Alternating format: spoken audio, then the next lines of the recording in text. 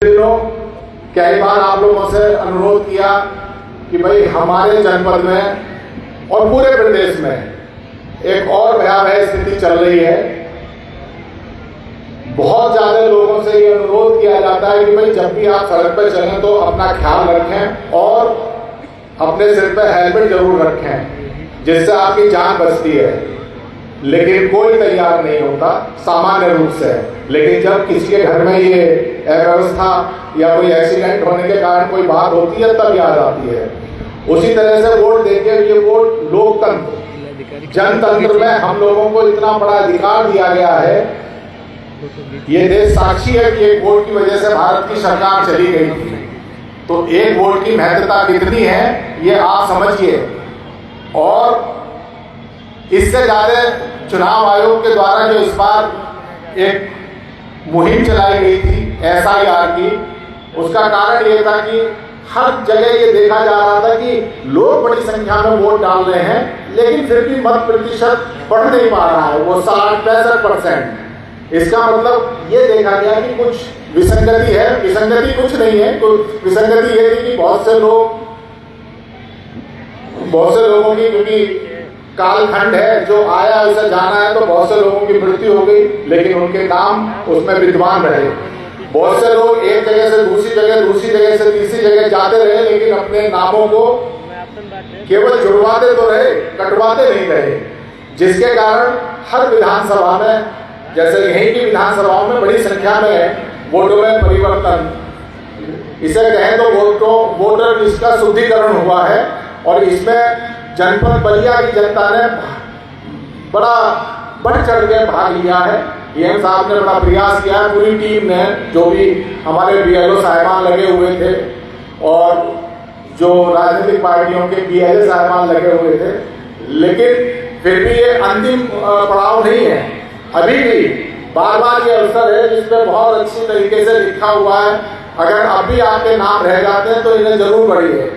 और यहाँ बहुत से बच्चे हैं, कई बार हम लोगों को नहीं मालूम कि हमारा बच्चा 18 साल का हो गया, वो वोट देने लायक हो गया, लेकिन इस गफलत में कि क्या करेंगे भूल जाते हैं। मेरा बच्चों से अनुरोध है, क्योंकि आप सभी लोग इस स्कूल के जो इंटर क्लास के बच्चियां हैं विशेष रूप से, वो जरूर ध्यान दें और अपने घर जाके इसे जरूर कोशिश करें कि इसे अपना नाम जुड़वाएं।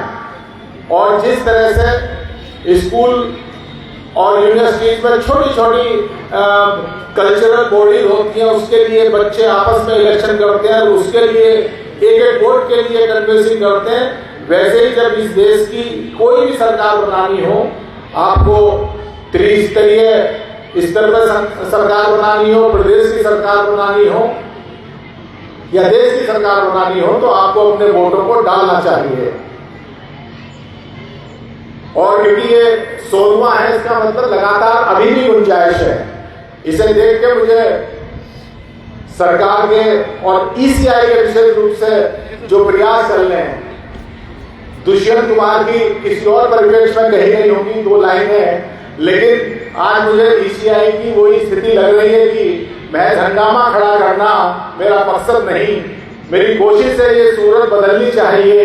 मेरे मन में ना सही, तेरे मन में से आग कहीं भी हो, मगर आग जलनी चाहिए। तो ये जो प्रयास चल रहा है, ये केवल और केवल आम मतदाता को जागरूक करने के लिए और उसे ये बताने के लिए कि अपने जो आपका उत्तरदायित्व है, उत्तरदायित्व आपका पहला स्टेज है कि आप अपना वोट बनवाएं, अपने परिवार का वोट बनवाएं। और दूसरा उत्तरदायित्व है कि दुनिया के किसी कोने में रहें, जब भी जिस इलेक्शन में आपके वोट की आवश्यकता है वहां जाके दीजिए। अन्यथा उन लोगों को आलोचना करने का सरकारों का कोई अधिकार नहीं है जो इस प्रक्रिया में शामिल नहीं होते। लेकिन दुर्भाग्य है कि जो लोग इस प्रक्रिया में शामिल नहीं होते वो सबसे बड़े लेक्चर देते हैं कि साहब सरकार ऐसी चल रही है, सरकार वैसी।